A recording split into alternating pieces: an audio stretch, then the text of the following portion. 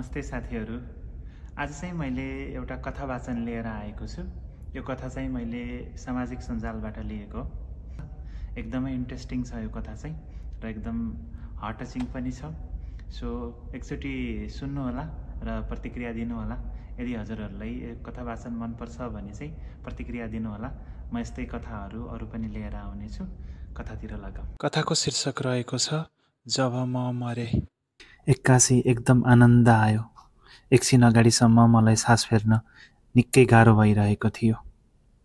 मेरो कानले सुन्न सक्थ्यो तर मुखले सुनेको कुरा फर्काउन सकिरहेको थिएन। मेरो अगाडि आउने मान्छे मलाई चिनिस् भनेर सोध्थे तर खोइ गयो रहेछ, ठम्म्याउनै सक्थिनँ। एक त बुढो भएको शरीर, त्यसमाथि धेरै रोग, तर आज अचानक सबै दुखाइ एकैचोटिमै सट्टै सकियो। अनि फेरि मैले आफू लडेर सुतेको आफैले देखिरहेको छु। न त मैले देखेको मले सास फेरिरहेको छ, न कुनै हलचल। एकछिनपछि छोरी आई, बाबा भनेर रुन लागे। श्रीमती चिच्याएर डाको छोड्दै कराउँदै मलाई एक्लै छोडेर किन जानुभयो, मलाई पनि सँगै लैजानुस् भनेर रुन लागे। बिस्तारै रुवाबासीको ताण्डव नै हुन लाग्यो। फेरि कोही भन्थे बिचरा दुःख पाएको थियो, गएर ठिकै भयो। यस्तै बिचमा कोहीले हरियो बाँस ल्याएछ अनि मलाई सेतो कपडाले बेर्न लागेको रहेछन्। रुवाबासीको पनि चर्को चर्को आवाज आएको थियो। मैले हेर्दा हेर्दै मलाई कपडाले बेरेर बाँसमा राख्न लागे। छरछिमेकीहरू र आफन्तहरू लासलाई छिटो छिटो सेलाउनु पर्छ भनेर एकजना बुढाले भनेको सुन्दा पो म झसङ्ग भए। हिजोसम्म जीवित म आज लास पो भएको रहेछु भनेर। फेरि पोको पारेको मलाई बाँसमा राखेर बाँध्न लागे सबैजना। मैले र बिस्तारै आफन्तहरू आउँदै थिए। अनि कोही चाहिँ बिचरा एकदम असल मान्छे थिए, गए भन्थे भने कोही चाहिँ के गर्नु, चलिआएको चलन भन्थे। कोही चाहिँ मसँग अलि दिन अगाडि गरेको झगडा र कल सम्झेर पछुताउँदै थिए। सबै जम्मा भइसकेपछि मलाई राखेको बाँससँगै मलाई पनि बोकेर हिँड्ने तर्खर गरे। अगाडि एकजना लाभा फाल्दै राम राम भन्दै थिए। पछाडिकाहरू सत्य हो भन्दै थिए। शङ्ख फुक्दै थिए। एकछिनमा घाट पुगे तिनीहरू, म पनि पछि पछि थिएँ। यो घाटमा थाहा छैन म कतिको मलामी आएको थिएँ पहिला, तर आज मेरो आफ्नै मलामीसँगै मेरै लास जलाउन आएको छु। तल खोलाको छेउमा कसैले पहिल्यै आएर दाउराको चाङ लगाएको थियो अनि खोलामा मेरो खुट्टा छुवाएर छेउमा सानो आगो बाले। एकजना मेरै घर छेउका बुढाले सबै सामान तयार छ भनेपछि सबै मलामी मिलेर पोकोहरू हेरे, ठिक छ भन्ने उत्तर आयो। ल अब लासलाई चितामा राखौँ भन्ने कोहीको आवाज आयो। सबै मिलेर मेरो शरीरलाई चितामा राखे।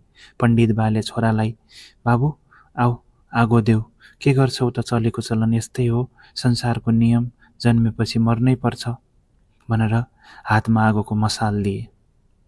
अनि फेरि भने, ल 3 फन्को घुमेर आगो देऊ त बाबु। हुन त पहिला मैले आफै कति मेरो छोराहरूलाई यसरी सम्झाएको थिएँ मलामी आएको बेला, तर आज मेरो आफ्नै चिता जल्दैछ। म आफै रमिते भएको छु। मेरो शमशानको म आफै एउटा साक्षी बनेको छु। मेरो मृत्युको हिजोसम्म दुनियाँ हिँड्ने मेरो खुट्टा, बाँच्नलाई श्रम गर्ने हात, खाने मुख, दुनियाँ देख्ने आँखा, समग्रमा पुरै शरीर सबै तयारी अवस्थामा थिए जल्नका लागि। त्यसको लगत्तै छोराले मसाल लिएर चित्तामा 3 फन्को मार्यो अनि बिस्तारै मेरो मुखमा राखिदियो। बलिरहेको मसाल, हिजोसम्म तातो चियाले समेत पोल्ने मुख, आज आगोले पोल्दा पनि केही भएको थिएन। बिस्तारै चिताको सबैतिर आगोको लपटा पुग्यो। म हेर्दै थिएँ। मेरा हात पहिला खरानी भयो अनि खुट्टा, वास्तवमा धेरै पीडा भएको थियो मलाई आफू जलेको हेर्न।